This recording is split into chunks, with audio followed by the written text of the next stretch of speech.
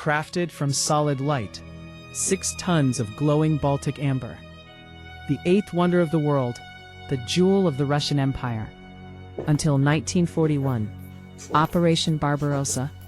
Nazi invaders target the palace. Curtains fell. The masterpiece was dismantled in just 36 hours. Shipped across front lines to the heart of the Third Reich.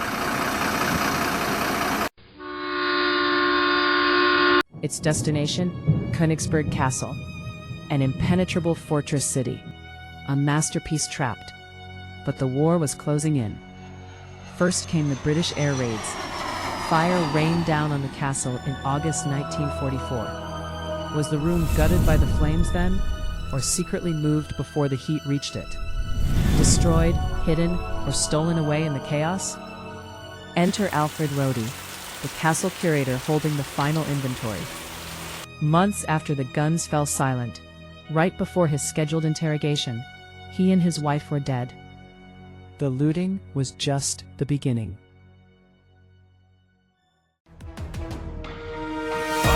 Gilded vanishing walls of Tsarskoye, now a hollow echo of gilded greed.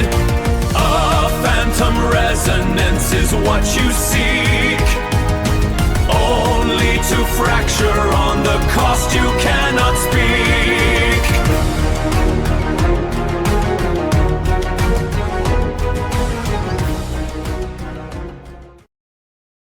April 1945.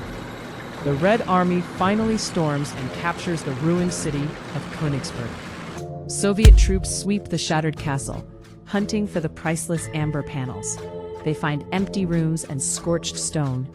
The room is gone. Not a single amber fragment remains where it was displayed. Enter Alfred Rohde once more. Instead of fleeing, the curator stays behind and cooperates with the new Soviet military administration. For months, Rohde feeds investigators vague leads, claiming the room burned in the 1944 British air raids or was packed onto a ship. But the stories don't add up. As months pass, Soviet intelligence realizes Rohde is playing a game. The months tick by, the occupation deepens, and the net begins to tighten around the curator. By December 1945, the interrogation can no longer be delayed. The NKVD issues a formal summons. Tomorrow, Rohde will finally have to tell the truth, or face the consequences. But tomorrow never comes. The night before the scheduled interrogation, Alfred Rohde and his wife are found dead. Official cause, typhus. But whether it was disease or a silencer, the questions didn't die with him. Rohde took his secrets to the grave, but he was only the first on a long, bloody ledger. Because decades later, anyone who got too close to the truth would face the exact same fate. Decades pass, but the Cold War turns the Amber Room hunt into a high-stakes espionage game. Both the Soviet KGB and East German Stasi launch massive clandestine operations to find it. Pouring through intelligence networks, they generate over 180,000 pages of Stasi files, tracking every rumor, lead, and dead end. Yet despite state resources, the room remains a ghost, until Soviet military intelligence steps in. Enter GRU intelligence officer Yuri Gusev, a man deep inside the Soviet military apparatus with access to classified tracking notes. Gusev quietly speaks to an investigative journalist, hinting that the trail of the Amber Room leads closer to home than anyone dares admit. The conversation happens in secret, but intelligence agencies don't miss a beat. Days after talking to the reporter, Gusev's car veers off the road and smashes into a tree at high speed. A fatal crash, instant death. The secrets he shared went straight to the grave with him. Was it a tragic accident on a slippery road, or a targeted message to anyone else thinking of talking? The files kept growing, but the body count grew right alongside them. The state wanted the treasure back, but they wanted to silence more. Because the next hunter wouldn't be a spy with an army behind him. He'd be a civilian walking alone into the woods. The trail went cold for the intelligence agencies, but it burned hotter than ever for a civilian obsessed. Meet Georg Stein, a West German insurance executive who quietly walked away from his normal life to dedicate over 20 years to a single impossible quest. He didn't have a state budget or a spy network. Instead, Stein built an astonishing, unmatched private archive. He interviewed aging Nazi officers, tracked down forgotten shipping manifests, and traced every loose whisper across Europe. Slowly, methodically, he became the world's leading private authority on the heist, and suddenly, he became a threat. Because Stein wasn't just locating crates on paper, he was uncovering who among the post-war elite was protecting the plunder. By the autumn of 1987, his research pulled him into the isolated wilderness of Bavaria. He told friends he was meeting a final confidential source, a rendezvous deep in the trees.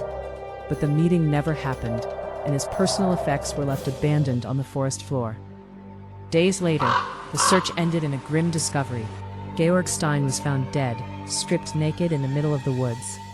The official verdict declared it a bizarre, ritualistic suicide, but a staged scene with a scalpel and blades carved a chilling message into the dark.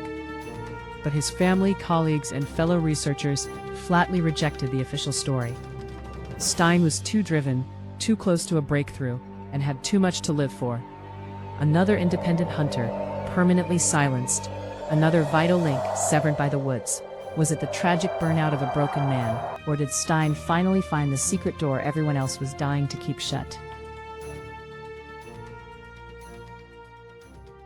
4 parts, 4 decades. A trail marked not by a supernatural curse, but by closed files, locked doors, and bodies left in the woods. For nearly 80 years, popular history has asked the wrong question. We hunted for phantoms. We looked for a myth. But the recurring pattern of deaths isn't born of a mystical hex. It is chillingly systematic. Every single time an investigator dug too deep into the post-war black markets, intelligence networks, and hidden ledgers, they met a violent end. Was the Amber Room genuinely vaporized in the 1944 RAF air raids? Or was it meticulously smuggled out piece by piece before the Red Army ever breached the gates? The official consensus remains deeply fractured, but the surviving paper trail tells a very different story. Crates relocated, logs altered, and witnesses permanently silenced. The true mystery isn't simply where the amber went, it's who still benefits from keeping it buried in the dark. The curse of the Amber Room is nothing more than a convenient fiction, a brilliant smokescreen masking a much darker reality. That true power protects its plunder, and some secrets are worth killing to keep out of sight. The search for the 8th wonder of the world is far from over. The search continues, but never forget the names and bodies left behind in the dark. Because the room is still out there, waiting.